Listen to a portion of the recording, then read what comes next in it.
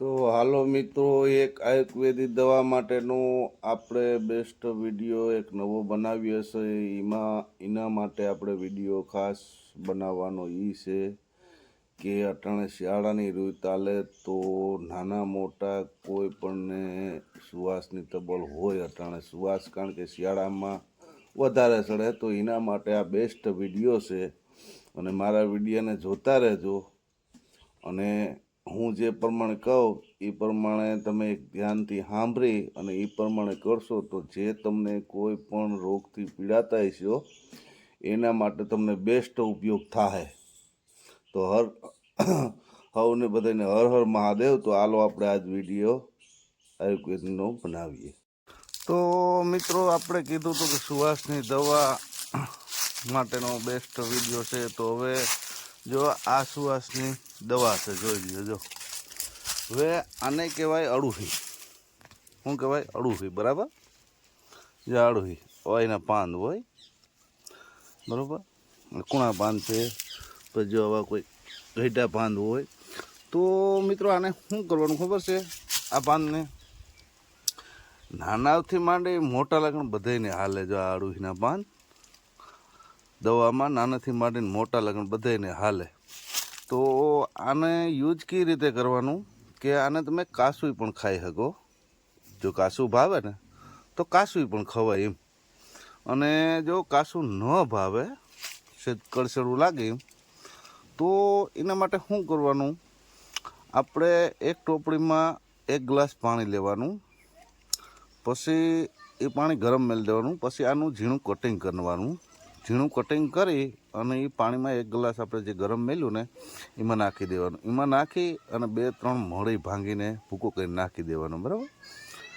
એ 2-3 મરી ભૂકો કરીને નાખી દેવાનું. પછી આપણને જે માફક પ્રમાણે ફાવે ને એ પ્રમાણે મીઠાના થોડાક દાણા નાખી દેવાના.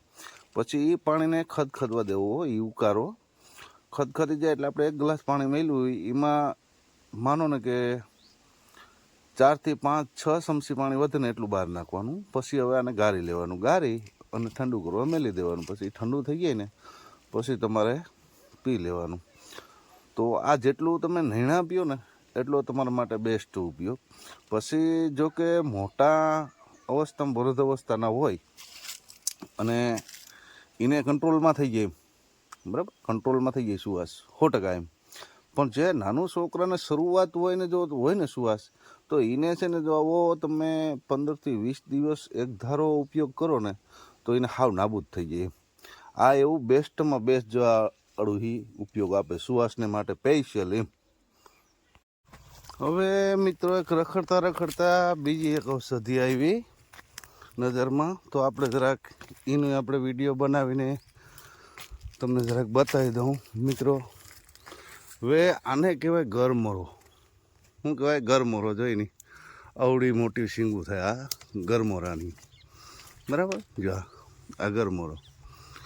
હવે આ ગરમરો છે ને, કોઈ નાનું છોકરું હોય ને પેટમાં દુખતું હોય ને તો એને આ બધા ઉપયોગ કરે.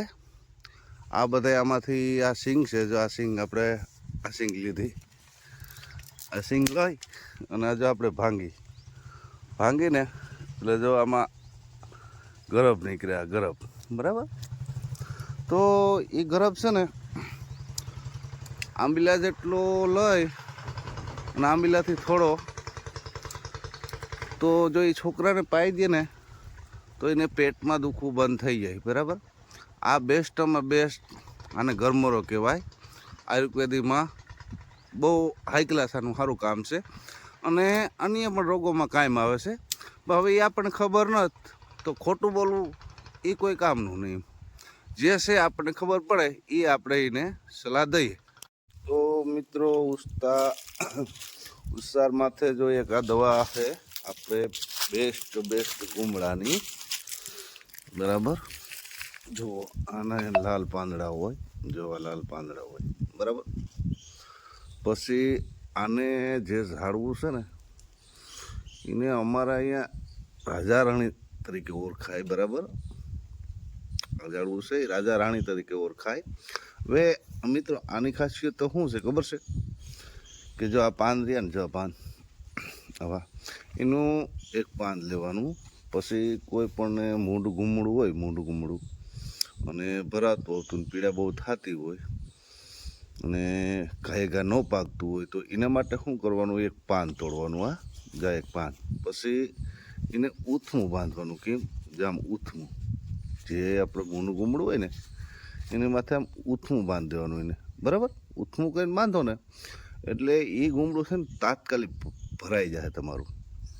તાત્કાલિક જો એમાં રસી ભરાઈ જાય ને પછી ધારો કે આપણે શેકો ડૉક્ટર પાસે નથી મળવો, એને આપણે ઘરે જ ફોડી નાખવું, તો પછી પાછું છે ને જે આના પાન લઈ બીજું એને હવરું બાંધી દેવાનું. હવરું બાંધી દેવો ને એટલે ઓટોમેટિક તમારું જે ગુમડું ભરાણું ને એ ફૂટી જાય અને રસી બહાર આવી જાય. મિત્રો, આ બેસ્ટ ઉપયોગ ગુમડાની દવા છે.